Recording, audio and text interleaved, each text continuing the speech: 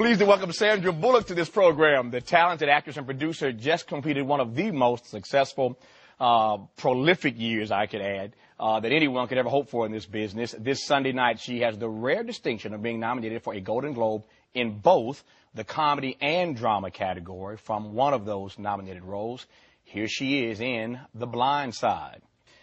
I was thinking yesterday, in advance of our conversation, Sandra, about the number of women, respectfully, who I've interviewed on this program over 7 seasons, who get to a certain age and have said to me in this very chair countless times, there aren't quality roles in this business for women of a certain age. You pulled off 2 in 1 year. What do you make of that? I don't know what to make of it. I just don't think there's a lot of quality roles for both men and women, but there weren't for women. But then someone was smart enough to start writing them, and I'm sure it was on spec, going, no one will ever pay me to write these scripts, so they do it on the slide. I think the writer's strike and the actor's strike probably turned out a lot of great work. You know what? Someone started writing it. It's like if you build it, they will come. And if you write a great story with a great role, no matter if it's male or female, I think people go. I don't, I was telling someone the other day that the perception of Meryl Streep is, seasoned actress, and then she does something like The River Wild, and she becomes a badass action hero on the water. And that's Meryl Streep. No one was going to let her do that, but she wanted to, and she did it, and it made tons of money. And they went, oh, okay. Yeah. When you saw, let me just take them one at a time. We'll come to The Blind Side first. When you saw the script for this, 2 things. What pulled you to it? And just between the 2 of us, did you know? Because no one else is listening. Yeah, exactly. Nobody else. Yeah. Did you have any idea it would hit the way it has? For about 8 months to 10 months, I was saying no a lot. I kept turning it down. And I don't know if it was where I was in my head. It was beautifully written. I got it. I said, all the elements are here for a great story. I don't know how to pull her off. I don't know how to do this without making it a cartoon. I didn't want it to become cheesy, for lack of a better word.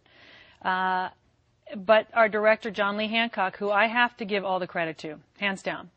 This was his baby for 2 years, and he spent time with the family. He just kept coming back and finally said, just meet the woman before you say no again. And I said, fine, I'll go meet her, because I was kind of close to Memphis. So I met her, and after a day with Leanne Toohey, to say life was never the same in that, I finally met someone who's more manic and driven than I was to get stuff done in life, not in work, but in life, is an understatement.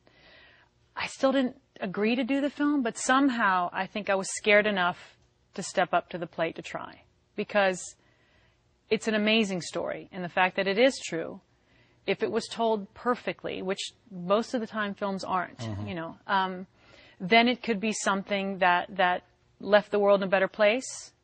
It's nice to leave good things behind in your work rather than just something that's going to make you a paycheck or, be a trend. So I don't know when I said yes. I still don't recall. I remember how scared I was. I remember first day of shooting thinking I shouldn't have done this film. I'm not making this scene work. I don't know what's happening.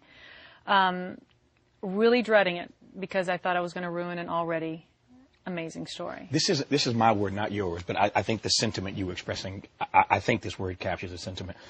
There was an intimidation that you felt by this script, and you've spoken to that now a couple of times. What was that? When you read something that was already done beautifully in real life by this family, and then we're getting ready to copy it on film, if you don't copy it beautifully and perfectly, like having all those elements there, and it's not just you, it's the direction, it's the cinematography, it's how the story's told, all the cast, everything. If it's not pitch perfect, you're going to do harm to a story that's already brilliant. They didn't want a story made. They didn't want a book written about them. They just did what they did out of love because that was their destiny in life and their calling. And I didn't want to be responsible for destroying something that was already beautiful. And I didn't know how to make it better than it already was. Some of as the viewers of this show know, because I reference it all the time, some of the most fascinating conversations I have, as is the case for any brother, you have in the barbershop. Because the brothers hang out in the barbershop and we talk about everything. Women, it's in the bathroom. The same thing? Okay, bath. Okay, brothers in the barbershop, women in the bathroom. Okay. So in the barbershop, when the trailer, I remember being in the barbershop literally when these trailers started running. And all the brothers in the barbershop had their opinions. some brother hollers out, another movie about white folk, if I can quote Harry Reid, saving Negroes. Another movie about white folk saving Negroes. I know you've heard this before. I heard it from, you know who Lunell is? The comedian? Absolutely. Yeah, Absolutely. she said that Lunell, to me. she's Said, funny. I thought you were. And I said, I love her. She doesn't sugarcoat a thing. So thanks for the support.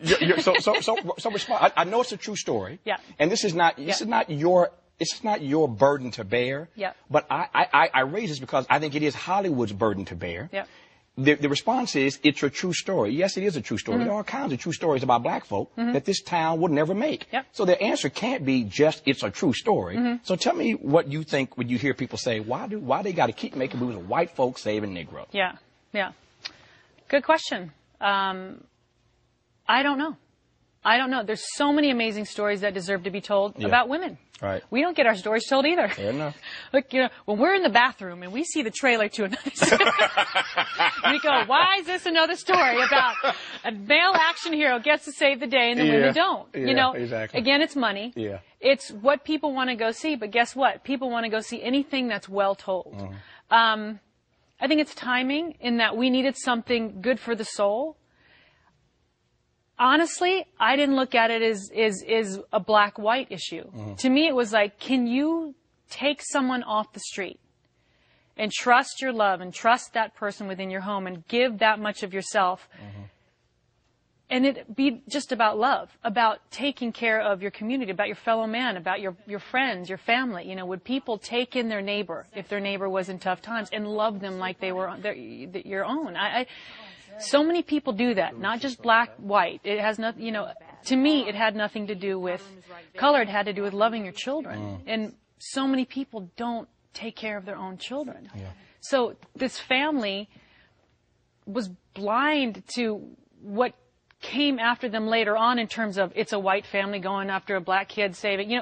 It just, as Leanne said, it wasn't white lady going after the black kid. She goes, it was the mom looking at the child who was cold, walking home that night. And then it never became a question. And as Sean Toohey said, he just became the ATM for Leanne, building the bedroom, making this home and giving the brother and sister, SJ and Collins, their brother. Yeah. Not brother, but their brother. And that's what to me, nice, yeah. Well, to me, it's so many conversations can come from this. I just go, why is it that we question an act of love? We don't question an act of violence. We sort of like, yes, this is understandable. We're so happy to talk about violence. We're so quick to question love and someone's good intention.